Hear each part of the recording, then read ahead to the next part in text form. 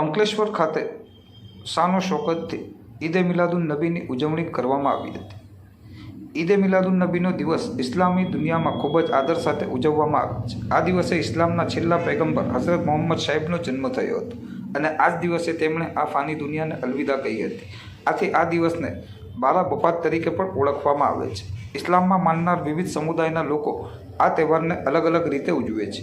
ઈદે મિલાદના દિવસે ઇસ્લામના અનુયાયીઓ મસ્જિદોમાં નમાઝ અદા કરે છે અને હઝરત મોહમ્મદ સાહેબના શિક્ષા અને ઉપદેશોને અમલમાં મૂકવાનો સંકલ્પ લે છે।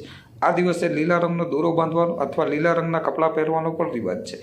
ઇસ્લામમાં લીલા રંગનું ખૂબ જ મહત્વ છે। આ ઉપરાંત આ દિવસે પારંપરિક રસોઈ તૈયાર કરવામાં આવે છે અને ગરીબોમાં વેચવામાં આવે છે। તકતી પર લખીને સમગ્ર વિશ્વને હઝરત મોહમ્મદના ઉપદેશોથી વાકેફ કરાય છે। જ્યારે સુન્ની સમુદાયમાં આ દિવસ ખૂબ જ ઉત્સાહ અને શાનો શોકતથી ઉજવવામાં આવે છે, જેના ભાગરૂપે આજરોજ અંકલેશ્વર ખાતે પણ જશ્ન ઈદે મિલાદુન નબીની ઉજવણી કરવામાં આવી હતી।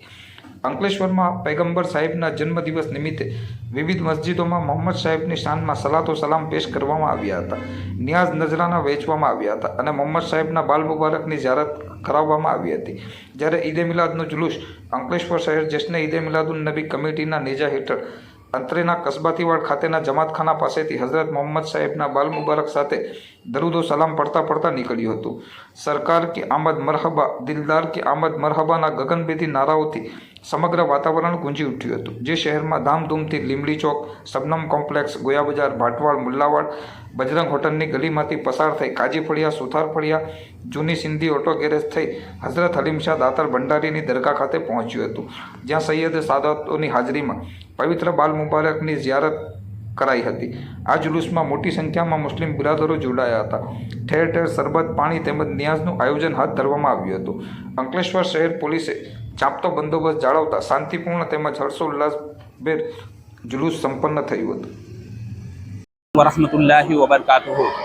मैं मोहम्मद शबीर अशरफ़ी, पेश इमाम मदीना मस्जिद शक्तिनगर।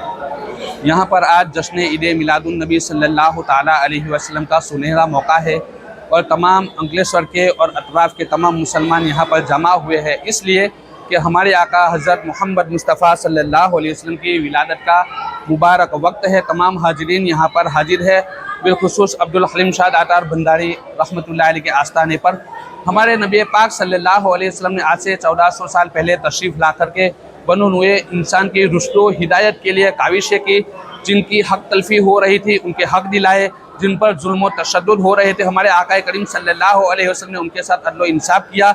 जिन बेवाओं को सताया जा रहा था सरकार दो आलम सल्लल्लाहु ताला अलैहि वसल्लम ने उनकी रहनुमाई और मदद फरमाई और पूरी आलम इंसानियत को ये दर्श दिया कि इंसान की ज़ात बेहतरीन ज़ात है, अशरफुल मखलूक़ात है, तो सबसे पहले उसकी तहफ़्फ़ुज़ होनी चाहिए, उसकी हिफाजत होनी चाहिए, उसके हुकूक पामाल नहीं होने चाहिए, बल्कि इंसान को उसके हुकूक देने चाहिए। यही हमारे आका सल्लल्लाहु अलैहि वसल्लम का आखिरी पैगाम है। तो हम बड़े सुकून और शांति के साथ जश्न ईद मिलादुन नबी सल्लल्लाहु अलैहि वसल्लम के सुनहरे मौके पर आए हैं। तमाम हज़रात से यही गुजारिश है कि शरीयत मुतहरा के दायरे में रह करके जश्न ईद मिलादुन नबी सल्लल्लाहु ताला अलैहि वसल्लम के मुबारक त्यौहार को मनाए। अस्सलामु अलैकुम वरहमतुल्लाहि वबरकातुहू।